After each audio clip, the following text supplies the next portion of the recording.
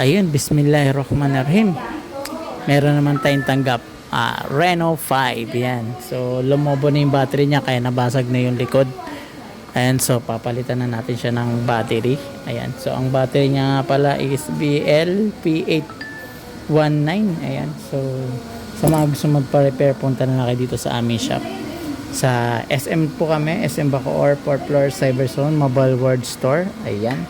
Nagagawa rin po pala kami ng laptop, yan, printer, yan. So, sa mga gustong bumisita, bisita lang po kayo. PM nyo lang po ako sa aking account. Ayan. Sa mga malalayo naman dyan, pwede po kayong order ng battery natin, no?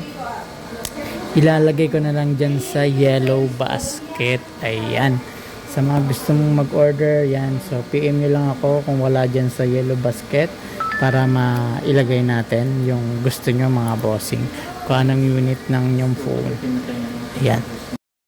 Ayan, iwasan na po natin na mag-overcharge ng cellphone para hindi na po lumobo yung battery natin.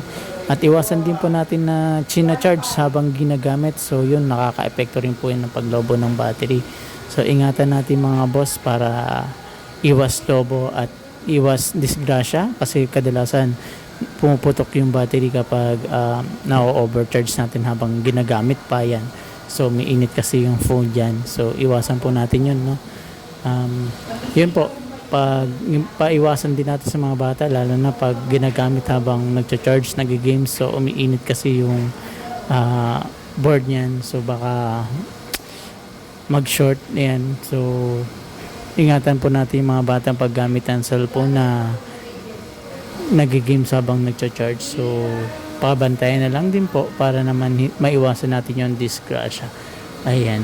So sa mga malalapit po pala, ulitin ko po, dito po kami sa aming shop, SM Bacoor, 4th floor, Cyberzone, Mobile World Store. Ayan. So matatapos na yung ating ginagawa. Ayan.